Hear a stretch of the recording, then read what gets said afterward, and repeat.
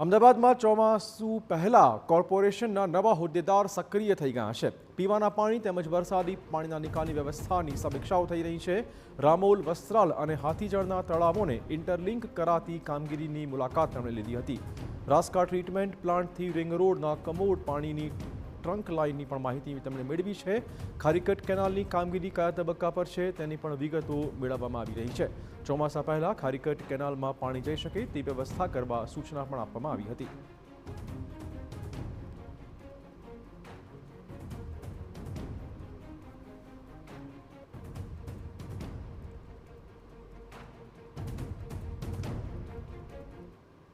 અમદાવાદને નવા મેયર તો મળ્યા છે, પરંતુ જૂના ગામોમાં કયા પ્રકારની કામગીરી થઈ રહી છે તે પ્રથમ દિવસે જ તેમણે કામગીરીની એક મુલાકાત લીધી અને અલગ અલગ જગ્યા પર જે મહત્વના પ્રોજેક્ટ છે સમગ્ર ટીમ સાથે તેમણે મુલાકાત લીધી છે। મેયર સાથે વાત કરીશું। કયા પ્રકારના પ્રોજેક્ટ પ્રથમ દિવસે મુલાકાત લીધી? નમસ્કાર। પહેલાં તો અમદાવાદની જનતા માટે જ્યારે જવાબદારી મળી હોય તો ટીમ સાથે અને જે કામના રિવ્યૂ જરૂરી હતા એ લઈ રહ્યા છીએ। જે રીતે અત્યારે આપણે પહેલાં પણ જઈ આવ્યા ખારીઘાટ કેનાલ, ત્યાંથી આવીને રાસ્કાથી આવતું પાણી માટે અત્યારે આવ્યા છે। રાસ્કાનું પાણી વટવા વિસ્તારને મળે એ માટેનું આયોજન કર્યું છે અને એ આયોજન રાસ્કાથી તો તૈયાર થઈ ગયું છે, પણ અહીંયા લાઇનની જે કામગીરી ચાલે છે એની સમીક્ષા કરી કદાચ આવનાર દિવસમાં ઝડપથી આપણે વટવાને આ બાજુના ભાગમાં પાણી આપી શકીશું। પીવાના પાણીની વાત હોય કે વરસાદી પાણીના નિકાલની વાત હોય, આ વખતે આપની ટર્મમાં આપની જે ટીમ છે તેમના દ્વારા કેટલું વચન આપવામાં આવે છે કે સમસ્યા ઓછી થશે? સમસ્યા ઓછી કરવી એ જ અમારી પ્રાથમિકતા છે।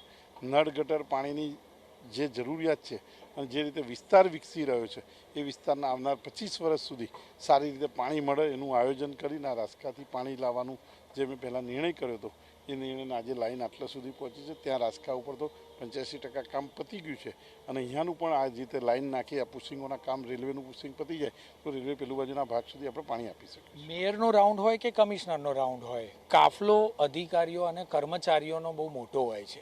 આ બાબતે કોઈ ચિંતા કરવામાં આવશે જ્યારે ઈંધણની કટોકટીની વાત છે ત્યારે? આપણે 100% કરી છે અને 100% કરીશું। આવનાર દિવસમાં આવું શક્ય નથી। આ તો 2 થી 3 ગાડીથી વધારનો કાફલો અમે રાખતા નથી। અમારી ચૂંટાયેલી પાક તો સર્કલિંગ કરી રહ્યું છે, એમને પણ અચાનક જ આ નિર્ણય કર્યો એટલા માટે ટીમ ભેગી થઈ છે અને જ્યારે નિર્ણય જ આપણે ગઈકાલ રાત્રે કર્યો અને એ માટે બધા જ લોકોની જરૂરિયાત હતી તો બધાને બોલાવે છે। કમલેશભાઈ, ખાસ તો વરસાદી પાણીની સમસ્યા ખૂબ રહેતી હોય છે, આ બાબતને કેટલી ગંભીરતાથી લેશો? કારણ કે અમદાવાદની એક ઓળખ બની ગઈ છે કે દર વર્ષે પાણી જ્યાં ભરાતું હોય તે સંખ્યામાં વધારો જ થાય છે। પૂર્વ વિસ્તારમાં આ સમસ્યા ખાસ કરીને હોય છે અને હમણાં જ આપણે આની આગળ જે રાઉન્ડ લીધો એમાં વરસાદી પાણી જે છે ડ્રેનેજમાં ના જાય અને સીધું ખારીકટ કેનલમાં જાય, ખારીકટ નદીમાં જાય એ માટેની જે કામગીરી ચાલી રહી છે એનું પણ નિરીક્ષણ કર્યું છે। આ પ્રોજેક્ટ જે છે આવનારા 25 વર્ષ સુધીમાં એટલે કે પાણીની સમસ્યા જે છે વધારે થાય, લોકોની કામગીરી જે છે એ સરળ રીતે થઈ શકે એના માટેની આ વ્યવસ્થા કરેલી છે। કારણ કે અમદાવાદના પૂર્વ વિસ્તારમાંથી હું પણ આવું છું અને ત્યાં સમસ્યા વધારે હોય છે। આજે તમે જોયું હશે કે પહેલા જ દિવસે આપણે પાણીની વ્યવસ્થા, ડ્રેનેજની વ્યવસ્થા અને આ અત્યારે જે છેલ્લો પ્રોજેક્ટ આપણે જોઈ રહ્યા છીએ કે વટવા, હાથીજણ, રામોલ, આ છેલ્લાના જે ગામ હતા ત્યાં આગળ વોર્ડમાં પાણી જે છે આપણે કુતરપુરથી લાવતા હતા। એન્ડ પોઈન્ટ હોવાના કારણે ક્યાંક પાણીની સમસ્યા રહેતી હતી। આ પ્રોજેક્ટ પૂરો થશે એટલે હું માનું છું કે રાસ્કાથી સીધું પાણી આ વિસ્તારને મળશે અને પીવાના પાણીની સમસ્યા પણ હલ થશે। ટૂંકમાં કહીએ તો જે પ્રકારે વરસાદી પાણીની સમસ્યા અમદાવાદ માટે માથાનો દુખાવો બની ગઈ છે, તો આ વખતે જે ટીમ છે તે ટીમ સમગ્ર જગ્યા પર મુલાકાત લઈ અને લોકોને પડતી હાલાકી ઓછામાં ઓછી પડે તે પ્રકારનો પ્રયત્ન કરવા નક્કી કરેલ છે। કેમેરામેન નિલેશ વગોરા સાથે જિગ્નેશ પટેલ, TV9 અમદાવાદ।